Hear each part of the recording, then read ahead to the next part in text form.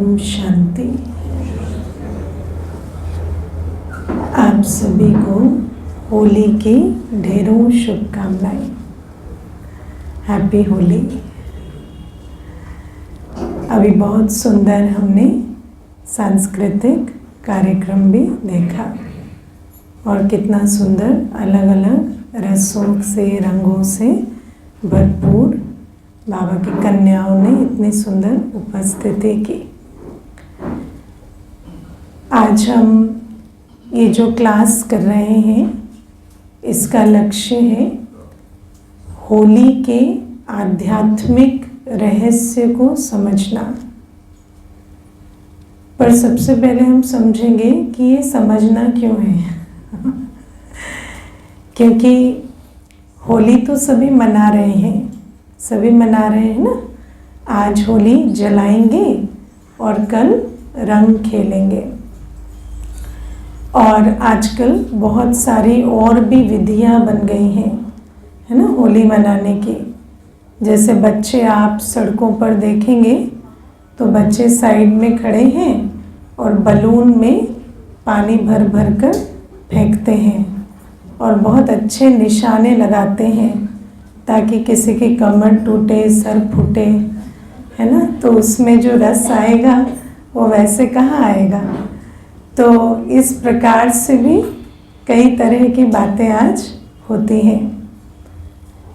तो ये जो सारी विधियों से हम होली मनाते हैं या फॉर दैट मैटर कोई भी उत्सव हम मनाते हैं, तो उस उत्सव मनाने के पीछे जो पर्पस है वो तो ये होता है ना कि खुशी बढ़े, उमंग उत्साह बढ़े। लेकिन देखा ये जाता है कि उत्सव आता है, उत्सव बीत जाता है, पर उत्साह वहीं का वहीं रहता है। ऐसा नहीं है कि कोई उत्सव के समय पर ज़्यादा उमंग उत्साह हो जाता। पहले तो ऐसा भी होता था कि जो परिवार होते थे वो अपने बीच भोजन आदि बनाते थे, मिठाइयाँ बनाते थे। आजकल तो सब कुछ बाहर से ऑर्डर करते हैं और फिर वो होली मनाई जाती है। और फिर आजकल अनेक प्रकार की बातें आती हैं, रंग, पानी, है ना कि रंग कितना नुकसान कर रहे हैं या पानी वेस्ट हो रहा है। अब उसके विरोध में या उसके समक्ष में कोई बात हम नहीं करेंगे कि वो राइट है या रॉन्ग है, लेकिन ऐसी बातें भी आजकल उठती हैं। तो मुख्य बात ये है कि उत्सव मनाते हैं पर उत्साह क्यों नहीं बढ़ता।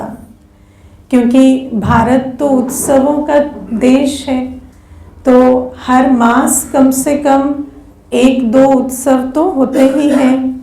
और अगर उस रूप से देखा जाए तो हमारा जो उमंग उत्साह है वो तो सदा निरंतर कायम होना चाहिए। लेकिन आप हर मनुष्य के मुख से क्या सुनते हैं? हमें डिप्रेशन हो रहा है, हमें एंग्जाइटी हो रही है, आजकल हमें बहुत तनाव हो रहा है, कई कहते हैं हमें पैनिक अटैक्स हो रहे हैं। तो ऐसी कई प्रकार की बातें चलती हैं। और कई प्रकार की ऐसी भी बातें देखने में आती हैं कि व्यक्ति को कोई आसार नहीं दिख रहे डिप्रेशन के, एंग्जाइटी के, लेकिन बहुत सारा शराब या, है ना, सिगरेट या कोई और प्रकार का कंजम्पशन बहुत हो रहा है और उसके प्रभाव में मनुष्य जो है ठीक रहता है। कोई दवाइयाँ ले रहे हैं, कोई कुछ व्यसन आदि ले रहे हैं, तो ऐसा देखने में आता है कि ये ठीक ठाक चल रहे हैं। लेकिन अगर थोड़ा कुरेद कर देखें तो अंदर का हाल ठीक नहीं है। और मुझे तो सबसे ज़्यादा आश्चर्य तब लगा जब कोविड के दौरान, है ना, सरकार को भी ऐसा लगा कि शराब एक नेसेसरी गुड है और वो सबको मिलनी चाहिए, और अगर वो ना मिली तो शायद मनुष्य की हालत बहुत ख़राब हो जाएगी। तो शराब को उस समय पर, है ना, जैसे प्रभुत्व दिया गया कि ये तो सब तक ज़रूर पहुँचे। तो मुझे तो तब तक इतना ज्ञान भी नहीं था शायद कि इतना एडिक्शन सोसाइटी में है। लेकिन उस समय हमारा भी ये वंडरफुल नॉलेज बढ़ी कि सोसाइटी का इतना बुरा हाल है कि आज अगर शराब की दुकानें नहीं खुलेंगी तो हम इस महामारी से निकल नहीं पाएंगे। तो इस प्रकार की जब बातें हम देखते हैं तो ऐसा महसूस होता है कि जिस प्रकार से हम चीज़ों को चला रहे हैं, मना रहे हैं, वो तो चले, मनाएंगे, चलाएंगे, रिवाजी रूप से वो सब कुछ होगा, लेकिन उससे कुछ एक्स्ट्रा भी हमें समझने की आवश्यकता है। इसीलिए हम आज समझ रहे हैं कि होली का आध्यात्मिक रहस्य क्या है। या ऊपर से तो हम जलाना, मनाना, खेलना कर रहे हैं, लेकिन उसके साथ अंदर क्या बातें हमें समझकर धारण करनी है, तो ये बातें आज थोड़ी समझेंगे। तो आप देखो कि रिवाजी रूप से भी होली के दिन रंग खेलते हैं, लेकिन उससे पहले क्या करते हैं, जलाते हैं, है ना। होलिका दहन होता है, आज छोटी होली के दिन ये करते हैं सभी। तो उस होलिका दहन में क्या करते हैं कि जितने भी गोबर के उपले हुए, कुछ और है ना, जो टहनियाँ हुई, इस प्रकार का सारा कचरा जैसे एक ढेर बनाकर और उसको जलाते हैं, और जलाए बिना होली नहीं मनाते। तो अब हमें विचार करना है कि जलाना किस चीज़ का प्रतीक है। तो बाबा हमें परमात्मा, जहाँ पर हम बैठे हैं, ये परमात्मा का घर है और परमात्मा की शिक्षाएं हम यहाँ पर समझते हैं। तो परमात्मा की शिक्षाओं के अनुसार ये जो जलाना है, ये दो बातों का प्रतीक है। एक, जो बीती बातें आपने अपनी स्मृति में रखी हुई हैं, जिन बातों को आप भूले नहीं हैं, जो आपको दुख देती हैं, उनको भस्म करना, उनको भूलना। और दूसरा, जो अपने अंदर बुरे संस्कार हैं, कोई कमियां हैं, कमज़ोरियां हैं, कुछ ऐसी आदतें हैं, उनको भस्म करना। और इन दो बातों को जब हम जलाते हैं तो उसको बाबा हमें कहते हैं, बाबा माना परमात्मा, कोई मनुष्य नहीं। हालांकि आप है ना ब्रह्मा बाबा मनुष्य का चित्र देख रहे हैं, लेकिन ऊपर जो पॉइंट ऑफ लाइट है परमात्मा, उनकी बात हम कर रहे हैं। तो परमात्मा कहते हैं कि होली का अर्थ है होली, माना हो गई, बीत गई। तो पहला अर्थ क्या है कि बीत गई जो बात, उसको भूल जाओ। अब मैंने आपको कह दिया कि बाबा ने बताया होली माना बीत गई, तो भुला देंगे सारी बातें। हाँ, वही तो खजाना है, उसको लेके चल रहे, कैसे भुला देंगे। उस खजाने के बिना हम क्या हैं। तो पहले हमें समझना है कि हम ये जो इतनी सारी बातें अपनी स्मृति में लेकर चलते हैं, ये हम क्यों चलते हैं। देखो, वो बातें हमें बीमार कर रही हैं, हमें दुखी कर रही हैं, हमें परेशान कर रही हैं, ये कौन नहीं जानता। ऐसा कोई बैठा है जो ये नहीं जानता कि उन बातों को याद रखने से हमें दुख हो रहा है, बीमारी आ रही है, परेशानी हो रही है। कोई ऐसा है जो ये बात नहीं समझता। सभी समझते हैं, है ना। आप डॉक्टर के पास जाओ, आप फ्रेंड्स से बात करो, किसी से भी बात करो, वो कहते छोड़ो ना पीछे की बातें, क्यों पीछे की बातें लेकर रखते हो, इसी की वजह से तुम परेशान हो रहे हो। तो सभी ये मैसेज हमें देते हैं, लेकिन हम उन बातों को फिर भी लेकर क्यों चलते हैं, ये सबसे पहले हमें सोचना है। और हम इसलिए लेकर चलते हैं क्योंकि आप देखो, हमारे अंदर एक संस्कार है, इकट्ठा करने का संस्कार है ना। हमारे अंदर सारी चीज़ों को इकट्ठा करने का एक संस्कार है। आप देखो, अगर आज आप अपने घर की भी जांच करेंगे ना, तो मैं समझती हूँ 60% चीज़ें आप उसमें से डिस्पोज कर सकते हैं। लेकिन हम उन सब को जमा करके रखते हैं। क्यों जमा करके रखते हैं?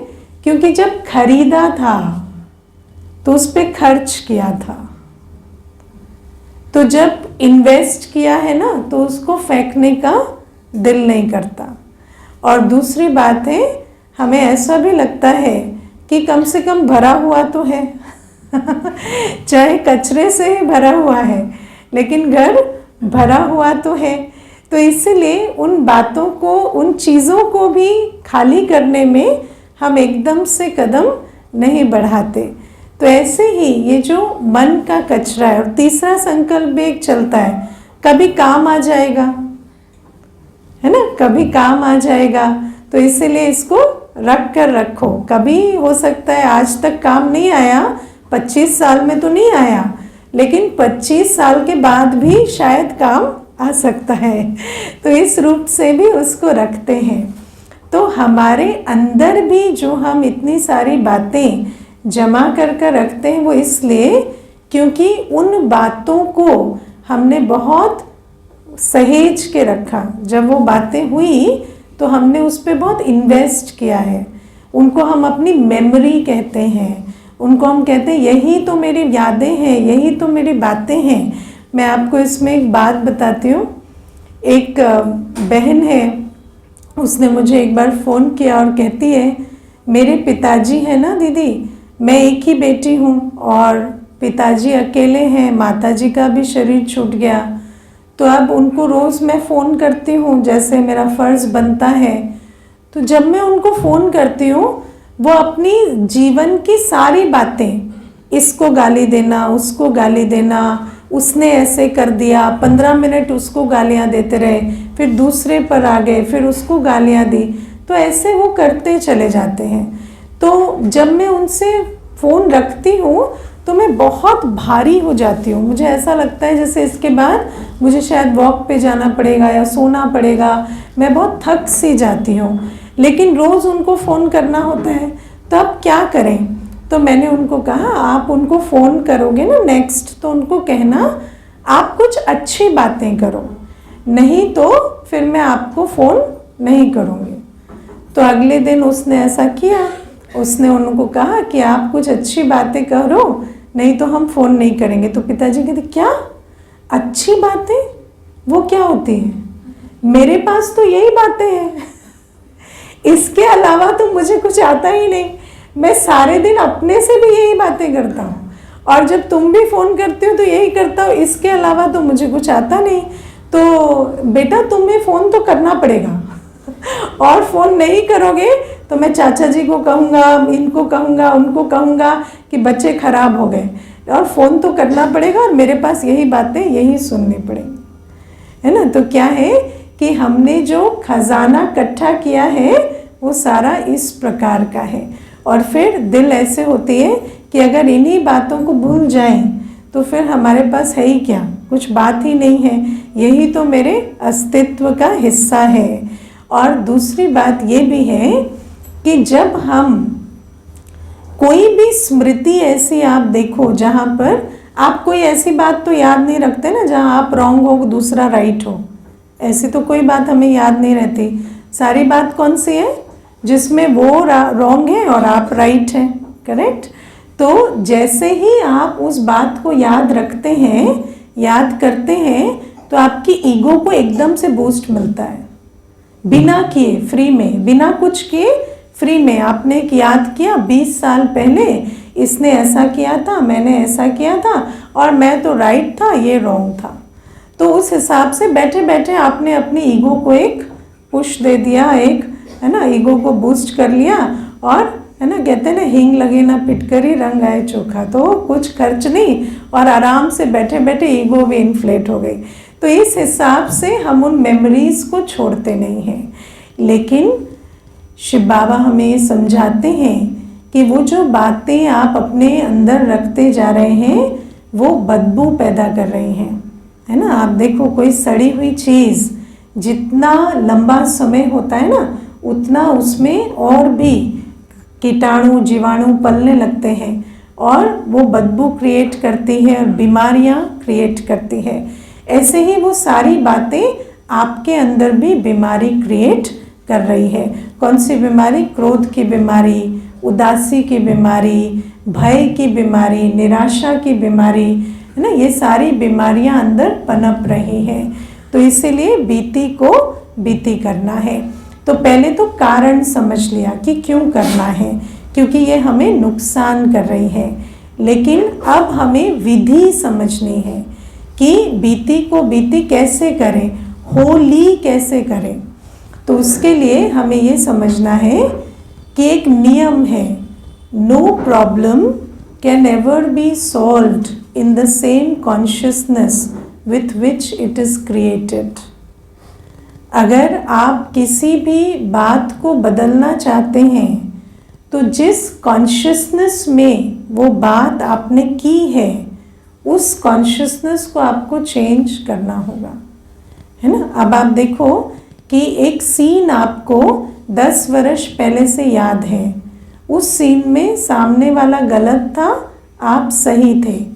अगर आप आज भी वही मानते हैं कि वो गलत थे, उन्होंने दुख दिया, उन्होंने गलत बात की, गलत व्यवहार किया, मेरे दिल को बहुत दर्द हुआ, अगर आपकी स्टोरी वही है तो आप उस बात को कभी नहीं भुला सकते।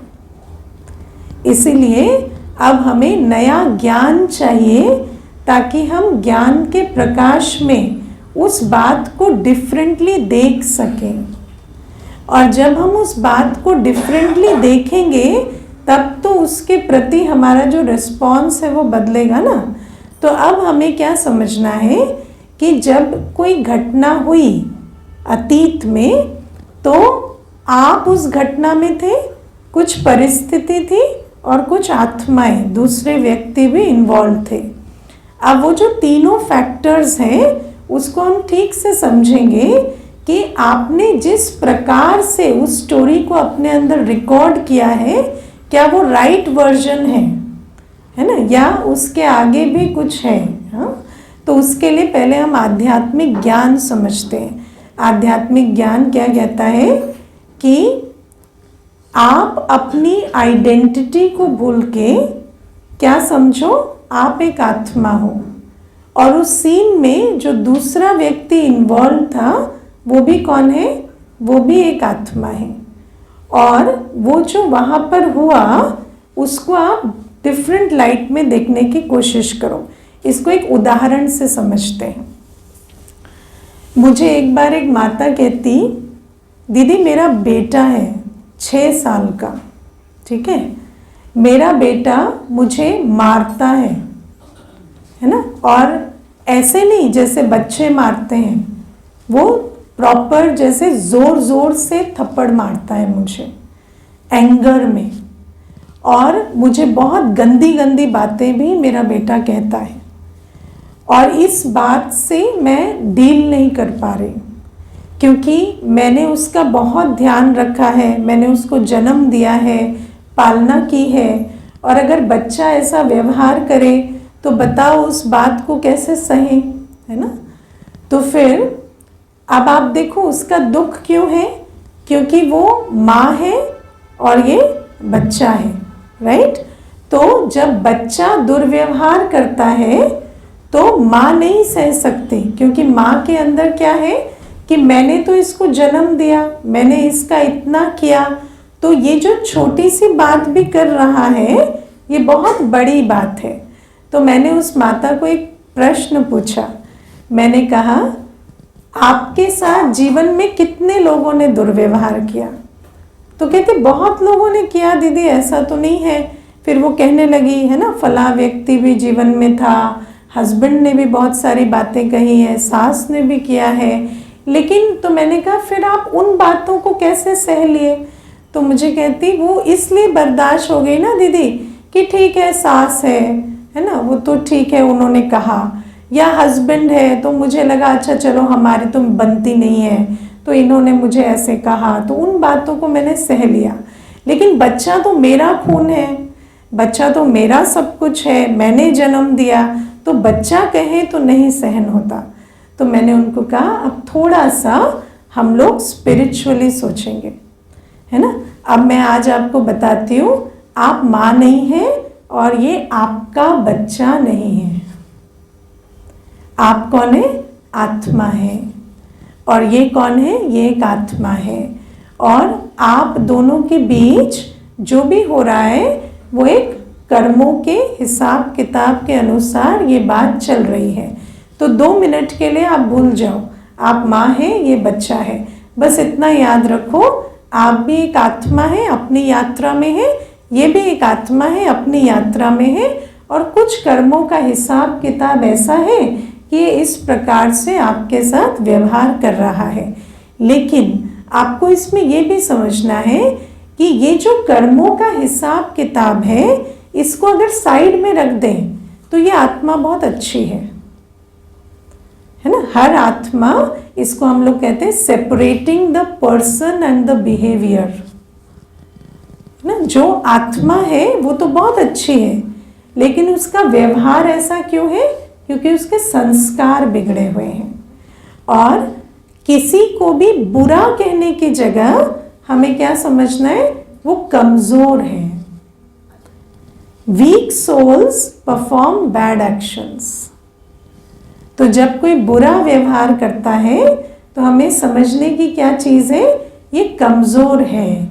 जब कमज़ोर होते हैं तो बुरे कर्म करते हैं। उस माता को मैंने पूछा, आपने पिछली बार सबसे बुरा व्यवहार किससे किया था, वो याद करो। तो कहती हाँ मैंने याद कर लिया। फिर मैंने कहा अब आप याद करो उस समय आपकी स्थिति कैसी थी? बहुत अच्छा फील कर रहे थे अंदर, वेरी पावरफुल, वेरी हैप्पी? तो कहती नहीं, उस दिन तो मैं बहुत परेशान थी और फिर छोटी सी बात हुई और मैंने इतना बुरा व्यवहार किया। तो मैंने कहा अब आप समझो, कोई भी व्यक्ति जब अपनी अच्छी स्थिति में होता है, पावरफुल प्लेस में होता है विद इन, तो वो कभी बुरा व्यवहार नहीं करता। तो ये जो बच्चा है, भले ही आप इसे देख रहे हैं, इसका शरीर छोटा है, लेकिन इसके पीछे की भी जर्नी रही है और उस जर्नी के हिसाब से ये बहुत कुछ कैरी करके आया है। और अभी आपको क्या करना है? आपको बहुत डिटैच होके उस बिहेवियर को देख के, जैसे आप कल इसको, अभी नेक्स्ट आप क्या सोच रहे थे? तो कहते मैं सोच रही थी आपके पास ले आऊँ, नहीं तो किसी साइकोलॉजिस्ट के पास ले जाऊँ। तो मैंने कहा जब आप मेरे पास लाएंगे या साइकोलॉजिस्ट के पास लाएंगे तो मेरे में और उस साइकोलॉजिस्ट में और आप में क्या डिफरेंस है कि हम तो उसको समझ सकते हैं पर आप नहीं समझ सकते। तो डिफरेंस क्या है कि हम तो उसको डिटैच होके ऑब्जर्व कर रहे हैं और आप मेरा बच्चा कर रहे हैं, तो आप इमोशनल हो रहे हैं। तो जब आप ज्ञान के आधार से ये बात समझेंगे कि मैं एक आत्मा हूँ, वो भी आत्मा है, उसके अंदर एक संस्कार है और मुझे उस संस्कार को समझकर उससे डील करना है, ट्रीट करना है ना। तो मुझे कहते अब आप मुझे ना सिंपल बता दो मुझे करना क्या है, मुझे ज़्यादा बातें नहीं समझ आ रही। तो मैंने कहा अब आप क्या करना, वो आपको मारे ना, आप दुखी नहीं होना, ठीक है ना। और उसको ऐसे हाथ पकड़ लेना, बोलना क्यों मार रहा है ना। जाके रोना नहीं कमरे में, मेरे बच्चे ने मार दिया, मेरे बच्चे ने मार दिया। उसको पकड़ना, बोला खाना नहीं दूंगी अगले बार से, मारता है मुझे, मैं खाना खिलाती हूँ ना तुझे, चुपचाप बैठ के पढ़। तो कहती कि ऐसे करने से तो और नाराज हो जाएगा। मैंने कहा करके देखो और अथॉरिटी में रहो।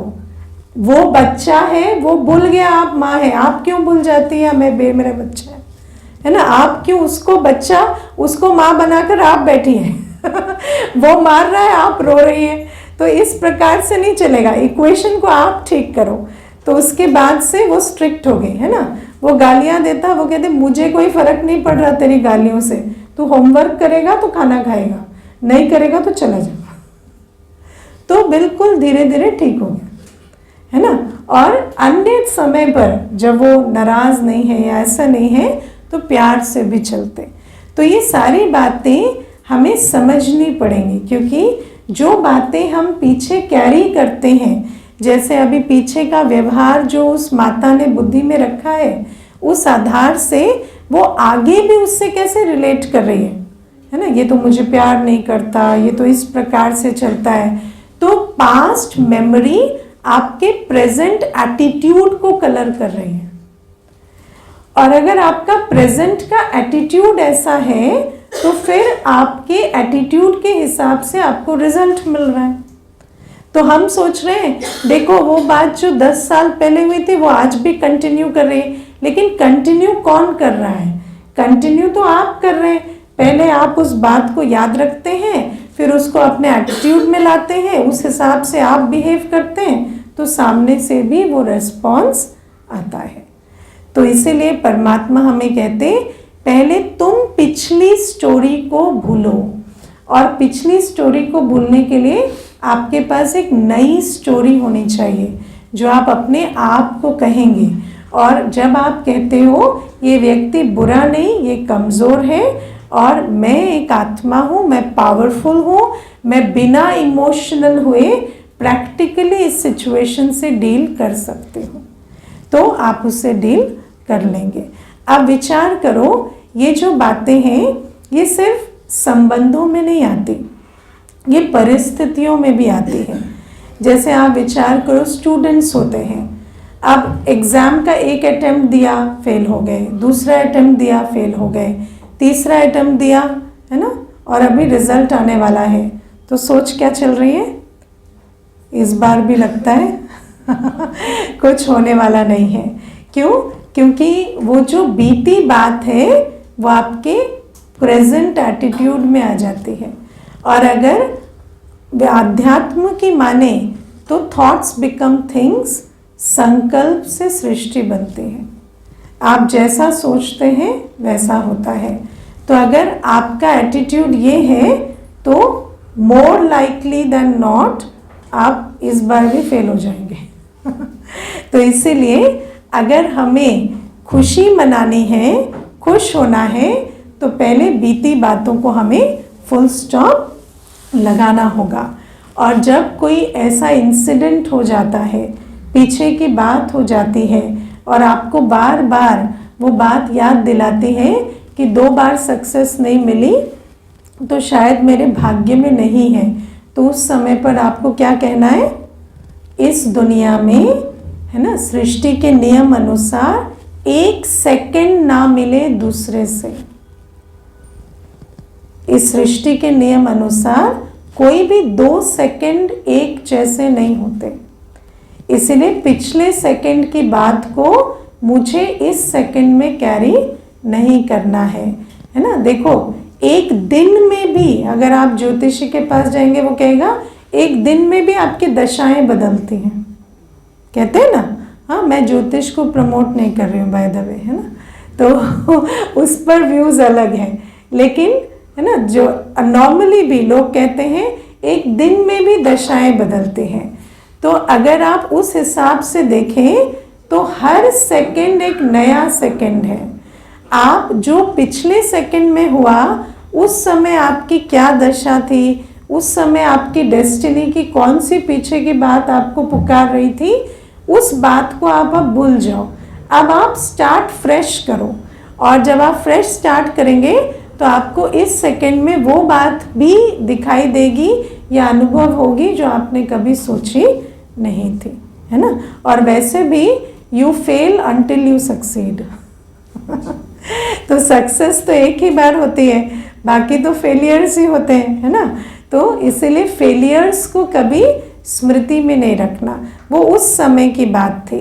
अब मैं आपको एक बहुत इंटरेस्टिंग प्रश्न पूछती हूँ, आपका पास्ट कहाँ है? पास्ट एग्जिस्ट करता है? कहाँ करता है? चले जाना तो पास्ट में, गाड़ी उठाना जाना पास्ट में, पास्ट एग्जिस्ट नहीं करता, है ना। और पास्ट में जो आप मन में भी कह रहे हैं, मन में भी आपका पास्ट एग्जिस्ट नहीं करता। मन में आपने जो पास्ट के बारे में स्टोरी खुद को कही है वो एग्जिस्ट करती है। अगर उस पास्ट की सीन में 5 लोग इन्वॉल्व थे और आप 5 को स्टोरी पूछेंगे तो वो अलग अलग कहानी सुनाएंगे। तो मन में आपका version of the past exist करता है, ठीक है। ये वो कहानी है जो आप खुद को कह रहे हैं, राइट। तो ये वो फिल्म है जो आप खुद को दिखा रहे हैं और सारे दिन दिखा रहे हैं, और फिर वो फिल्म की क्वालिटी क्या है, वो ट्रेजेडी है। तो जब एक ऐसी फिल्म है जो बनानी भी आपने है, देखनी भी आपने है, तो फिर let it be a good film, है ना। तो अपने पास्ट की जो स्टोरी है, जिस स्टोरी की मूवी को सिर्फ आप एकांत में बैठ के देखते हैं, उस पास्ट की मूवी को इतना खौफनाक क्यों बनाना है कि आप अकेले देखकर उसे बार बार डरते रहें। ऐसा बनाओ ना जो उसको देखकर मज़ा आए, अच्छा लगे, ठीक है ना। अच्छा, अब मैं आपको अपनी पर्सनल एक फिलॉसफी बता देती हूँ जो मैंने धारण की है। अगर कोई बात बिगड़ गई होती है पीछे, है ना, तो मैं अपने को कहती हूँ इस बात ने मुझे बहुत अनुभवी बनाया। मुझे जो एक्सपीरियंस पहले नहीं था, वो एक्सपीरियंस इस बात ने मुझे दिलाया। तो मैं उस बात को जब भी याद करती हूँ मैं बहुत खुश होती हूँ कि इस बात के कारण मैंने ये भी सीखा, ये भी सीखा, ये भी सीखा, और अब जो मैंने ये सीख लिया है, nobody can take it away from me। अब ये दोबारा मेरे साथ नहीं हो सकता, क्योंकि अब तो मैं अनुभवी हो गई हूँ, ठीक है ना। तो इसीलिए जब कोई भी बात होती है तो उसको आप अंदर कैसे रिकॉर्ड करते हैं वो बहुत इम्पोर्टेंट है। और जैसे आप जो स्टोरी अपने को कहेंगे, जैसे मैं कहती हूँ उसने मुझे अनुभवी बनाया, तो मैं अपनी हर मेमोरी को बहुत खुशी से याद करती हूँ। मैं आज आपको इस सभा में कहती हूँ मेरी लाइफ में कोई रिग्रेट नहीं, ऐसी लाइफ की कोई सीन नहीं है जिसको मुझे याद करके रिग्रेट होता है कि ये ऐसा नहीं होना चाहिए था। मुझे ऐसा लगता है ये बहुत अच्छा हुआ ये हुआ तो ये भ्रम टूटा, ये हुआ तो ये बात समझ में आई, ये हुआ तो ये अनुभव मिला, ये हुआ तो ये बात सीखने को मिली, ये नहीं होता तो कभी जानते ही नहीं ये भी हो सकता है तो उस हिसाब से मुझे कोई रिग्रेट्स नहीं है लाइफ में। तो बाबा हमें कहते हैं कि इस प्रकार से बीती को बीती करो, और जब आप बीती को बीती करेंगे, ये एक आंसर, ये एक एस्पेक्ट है उसका। दूसरा जलाने का एस्पेक्ट है अपनी कमी कमजोरियों को जला दो, है ना। अपने अंदर जो बुराइयां हैं, आज हमारे अंदर, आपके अंदर बुराई है ना। अभी कैसे करेंगे पता है ना, सब ऐसे भी ऐसे भी, मतलब है तो, पर क्या करें, अब वो मेरी वजह से नहीं है ना, वो तो दूसरों की वजह से है। अगर वो ट्रिगर ना करे तो मेरे अंदर तो कोई बुराई नहीं है ना। मुझे एक भाई कहता था, दीदी देखो मैं सो के उठ के लड़ने तो नहीं चल पड़ता ना, ऐसा तो नहीं हूं मैं, लेकिन अब कोई छेड़ेगा तो क्या करेंगे। तो हाँ मैं गाली भी देता हूँ, हाँ मैं गुस्सा भी करता हूँ, लेकिन वो तो कोई छेड़ता है तब, ऐसे मैं बहुत अच्छा हूँ, है ना। तो क्या है कि जब भी कोई बुराई हमें अपनी नजर आ जाती है तो हम उसको क्या करते हैं, जस्टिफाई कर देते हैं, और जस्टिफाई करने के लिए ब्लेम, ये तो इस परिस्थिति के कारण हुई, उस व्यक्ति के व्यवहार के कारण हुई। लेकिन आप एक नियम याद रखना, चाहे आप पे कितना भी प्रेशर आए, जो बाहर आता है वो अंदर है ना। अगर आप एक बहुत सिंपल सा एग्जाम्पल लें, ऑरेंज है और नींबू है, दोनों पर आपने बहुत प्रेशर डाला, लेकिन ऑरेंज से मीठा जूस ही निकलेगा, नींबू से खट्टा ही निकलेगा। प्रेशर तो दोनों पे इक्वल है, लेकिन वो आता है ना बाहर जो अंदर है। तो भले ही परिस्थिति आई, किसी ने व्यवहार बुरा किया, लेकिन उस व्यवहार में, उस परिस्थिति में जो बाहर आया वो अंदर छुपा है, वो बाहर से नहीं आया। उसने ट्रिगर किया, वो स्टिमुलस है, लेकिन जो बाहर आया वो मेरे अंदर छुपा है। और जब वो अंदर छुपा हुआ बाहर आता है, क्योंकि बहुत रेयर बाहर आता है, तो उस बात को एक अपॉर्चुनिटी की तरह लो कि आज मुझे वो दिखाई दिया है जो अंदर है, क्योंकि कई बार तो हमें मालूम ही नहीं होता, है ना, हम बहुत सालों जीते हैं, है ना। मुझे एक भाई कहता था मैं 4 भाइयों में बड़ा हूँ, ठीक है, और मैं हमेशा अच्छा स्टूडेंट रहा, सक्सेसफुल रहा, मतलब आप समझ लो मेरे अंदर मिडास टच है, मैंने मिट्टी छुई तो सोना बना। तो मुझे ऐसा लगता था मैं तो किसी से कभी जलता नहीं हूँ, मेरे अंदर जेलसी नहीं है। लेकिन 35 साल नौकरी के बाद एक ऐसा व्यक्ति हमारे ऑफिस में आया जो मेरे से बहुत अच्छा था, और मुझे पहली बार इनसिक्योरिटी हुई, जो इनसिक्योरिटी कभी नहीं हुई थी। और मुझे बहुत समय लगा समझने में कि ये मेरे अंदर है क्योंकि मैं तो सोच ही नहीं पा रहा था कि मैं तो कभी जेलस होता ही नहीं। लेकिन तब मुझे समझ में आया मैं जेलस तो होता हूँ, लेकिन आज तक अपॉर्चुनिटी ही नहीं आई थी, कोई ऐसा मिला ही नहीं था। तो तब मुझे टाइम लगा इस बात को एक्सेप्ट करने में कि मेरे अंदर भी जेलसी और इनसिक्योरिटी है। और जैसे मुझे उस समय फील हुआ, ऐसा कभी फील नहीं किया था, तो उस फीलिंग से डील करने के लिए मुझे कुछ सीखना पड़ेगा, समझना पड़ेगा। ये मेरे को बहुत देर में विचार आया, तब मैं सेंटर आया।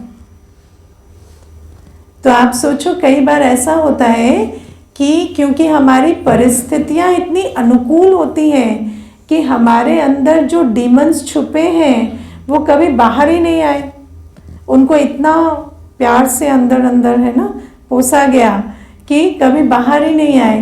तो और जब बाहर आए तो आपने कह दिया ये तो इसकी वजह से, नहीं तो 35 साल तक होता नहीं क्या, आज तक नहीं हुआ, आज हुआ, क्यों हुआ, क्योंकि ये प्रॉब्लम है मेरे अंदर नहीं है। लेकिन परमात्मा हमें कहते हैं शुक्र है उस परिस्थिति का जिसने आपको अवगत कराया कि आपके अंदर ये प्रॉब्लम है, ये संस्कार है। और सबसे बड़ी जो, जब आप डॉक्टर के पास जाते हैं तो डॉक्टर आपको जो सबसे इम्पॉर्टेंट चीज़ करके देता है वो क्या है, डायग्नोसिस। आपको पता है बीमारी का डायग्नोसिस सबसे बड़ा एस्पेक्ट होता है, इलाज नहीं, इलाज तो है डायग्नोसिस बड़ी चीज़ होती है। तो जब आप अपनी बीमारी को डायग्नोज कर लेते हैं ना, ये बहुत बड़ी उपलब्धि है। और उसके बाद हमें उस बीमारी को ठीक करना है, ठीक है। और ठीक करने के लिए ज्ञान योग, जो अगर आपने कोर्स नहीं किया है तो वो आप ऑनलाइन ऑफलाइन हर विधि से करके सीख सकते हैं। तो परमात्मा हमें कहते पहले तो अपनी जो कमियां हैं, बुराइयां हैं, उनको डोंट शव देम अंडर द कार्पेट कि ये तो है नहीं, ये तो इस वजह से हो गई, उस वजह से हो गई। जो आपके अंदर है वो जब उभर कर आ रहा है उसको पहचानिए और उसका इलाज कीजिए। और जब आप किसी बीमारी को समझते हैं, उसके नुकसान को समझते हैं, तो भी कई बार उस अवेयरनेस से आप उससे डील करने लगते हैं। और कुछ ऐसी भी चीज़ें होती हैं जो थोड़ी डीपर होती हैं, उसके लिए आपको मेडिटेशंस की ज़रूरत होती है। तो उन बातों को अगर आप सीखना चाहेंगे तो वो कोर्स में सिखाई जाती हैं। तो लक्ष्य ये है कि पहले आप ये क्लेंजिंग करेंगे, उसके बाद क्या करेंगे, हाँ, उसके बाद जब क्लेंजिंग हो जाती है ना तो खुशी अंदर से आती है ना। और जब आप खुश हैं तो आप होली रंग की भी खेलेंगे तो कैसे खेलेंगे, खुशी से, है ना। और आज आप देखो होली में क्या करते हैं, किसी को गले लगाते हैं, है ना, या किसी से मिलते हैं, लेकिन क्या अंदर की कड़वाहट खत्म हो जाती है, अंदर की कड़वाहट वही रहती है और हम ऊपर ऊपर से गले मिल लेते हैं। या आज आप ऐसा भी देखेंगे कि होली आई, है ना, और हमने बाहर से तो बहुत मिलन मना लिया, लेकिन अंदर की स्थिति भी खुशी में नहीं आती।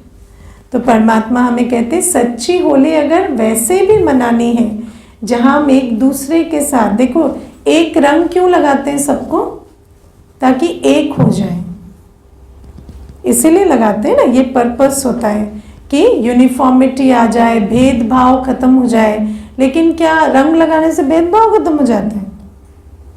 आप तो फोटो में भी पहचानते रहते हैं, अच्छा ये वो है, वो ये है ना, एक थोड़ी हो जाते हैं। तो परमात्मा हमें कहते हैं अगर हार्मनी लानी है तो हार्मनी के लिए पहले अपने अंदर की क्लेंजिंग ज़रूरी है। और दूसरी बात, होली का दूसरा अर्थ, आज 3 अर्थ समझेंगे। पहला अर्थ होली, पास्ट इज पास्ट। दूसरा, मैं परमात्मा की होली, माना हम भगवान के बन गए। तो वो कब होता? जब आप बीती बातों को भुला देते ना, तो आपको परमात्मा प्यार, परमात्मा उपस्थिति का अनुभव होता। आप एक बात समझो, आज व्यक्ति सोचता है मुझे भगवान से मिलना है, लेकिन सत्य ये है कि परमात्मा और आत्मा का नेचुरल कनेक्शन है। परमात्मा और आत्मा का कनेक्शन में मेहनत नहीं होनी चाहिए।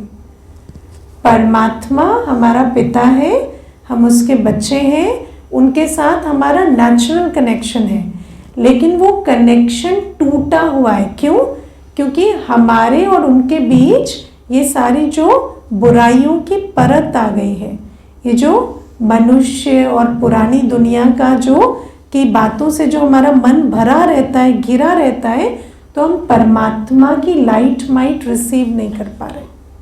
जैसे आप छोटा सा एग्जाम्पल लो, सूरज है ना, सूरज का प्रकाश हर किसी के पास कैसे पहुंचना चाहिए? फ्री, राइट, है ना।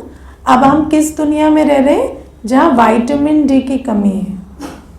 सबको विटामिन डी किससे मिलती है? सूरज से, जो फ्री है।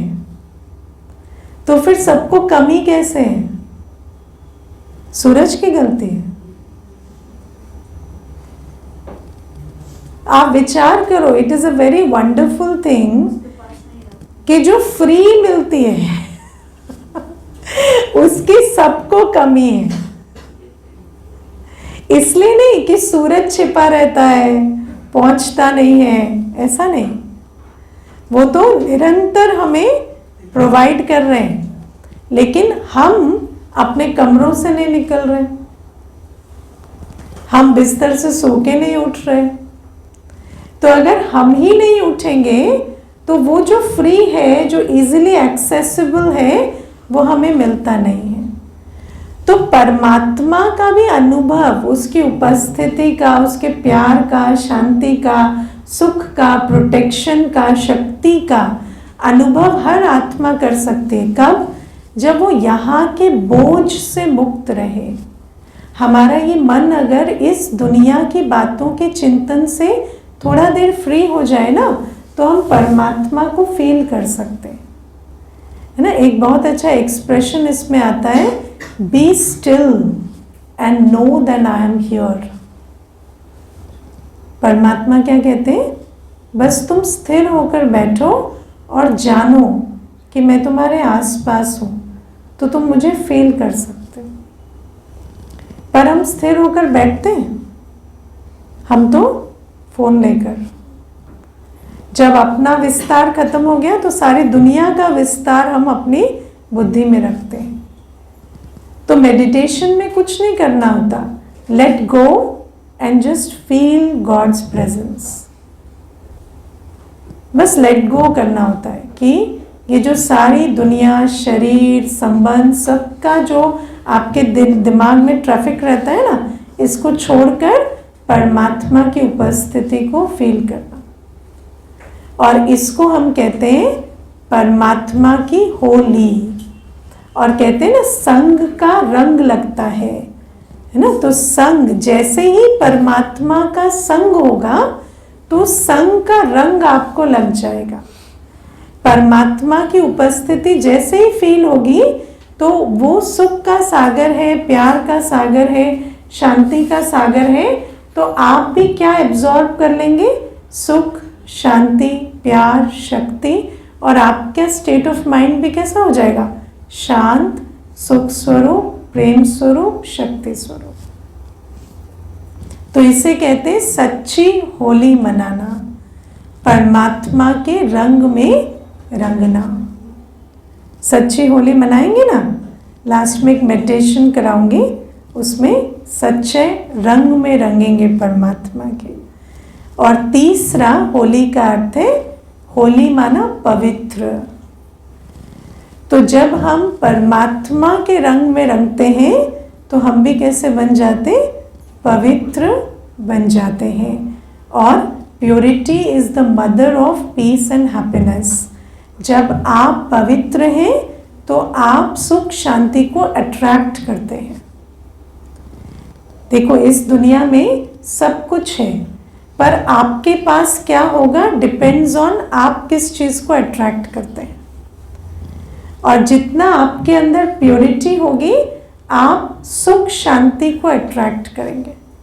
और इम्प्योरिटी होती है ना, तो सुख शांति के भेस में दुख और अशांति अट्रैक्ट होती है ना। लगता है कि ये सुख देगा, इससे बहुत कुछ मिल जाएगा, लेकिन थोड़ा दिन होने के बाद पता चलता है ये तो ठीक नहीं हुआ। क्योंकि आप कुछ चाह कर अट्रैक्ट नहीं कर सकते। You don't attract as you want, you attract as you are. तो आप पवित्र हैं तो विश्व की सारी अच्छी चीजें, ब्रह्मांड की सारी सुख शांति आप अट्रैक्ट करेंगे, है ना। मुझे एक बार एक व्यक्ति पूछते थे, आप लोग सेंटर का दरवाज़ा ऐसे खुला रखते हैं तो कोई भी आ सकता है ना, तो कोई उल्टा व्यक्ति भी आ सकता है ना। तो मैंने कहा नहीं, हमारे यहाँ अलग सिक्योरिटी सिस्टम चलता है। हमारे यहाँ ना किसी ऐसे को आने का दिल ही नहीं करता